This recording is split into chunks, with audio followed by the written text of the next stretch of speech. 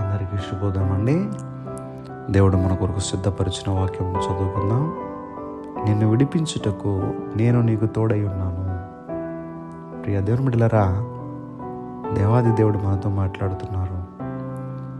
భక్తుడు కూడా కీర్తన గ్రంథం 70 అధ్యాయం 1 వచనంలో దేవా నన్ను విడిపించుటకు త్వరగా రమ్ము అని పిలుస్తున్నాడు దేవుణ్ణి. ఇక్కడ దేవుడే అంటున్నారు, నేను నీకు తోడై ఉన్నాను.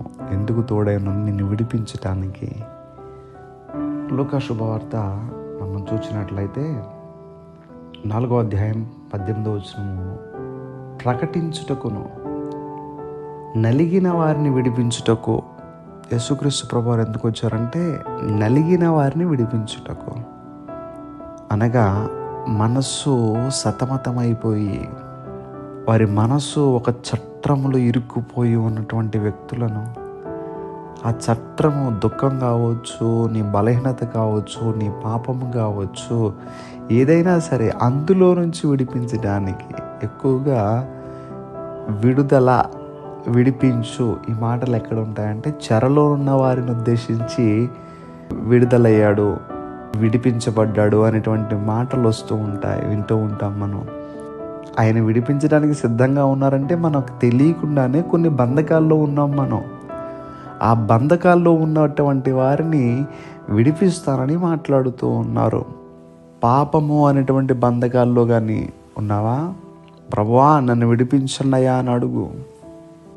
ఏ బలహీనతలోనూ ఉన్నప్పటికీ నిన్ను విడిపించటానికి ఆయన నీకు తోడై ఉంటానన్నారు. ఈ మాట ఎవరితో మాట్లాడుతున్నారంటే ఇర్మియా భక్తుడితో ప్రభు మాట్లాడుతున్నారు. ఆ మాట ఆయనకే కాదు కానీ మనందరితో మాట్లాడుతున్నారు.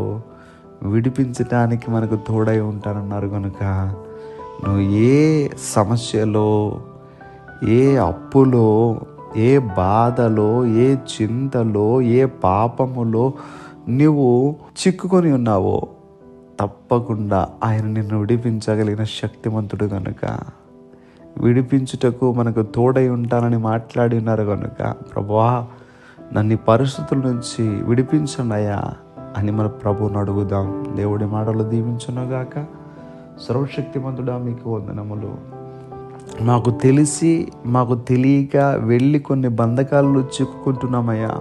మమ్మల్ని విడిపించు దేవుడవు నీవు కనుక ఎవరైతే ప్రార్థనలు ఏకీభవించిన వారు బంధకాల్లో ఉన్నారో, ఇందులో ప్రభు వారు చిక్కుకున్నారో వారందరినీ కూడా విడిపించి వారి మనస్సులను నిమ్మళపరచమని ప్రార్థన చేస్తూ ఈరోజు నిబిడల వారు పనులు ప్రారంభిస్తూ ఉంటుండగా నిబిడల పనులకు మీరు తోడుగా ఉండి వారి అవసరాలన్నీ కూడా తీర్చి ఈరోజు నిబిడలు చేయి పట్టుకుని మీరు నడిపించామని యేసుక్రీస్తు వారి యొక్క నామం పేరట అడిగి వేడుకుంటూ ఉన్నాం మా పరమ తండ్రి.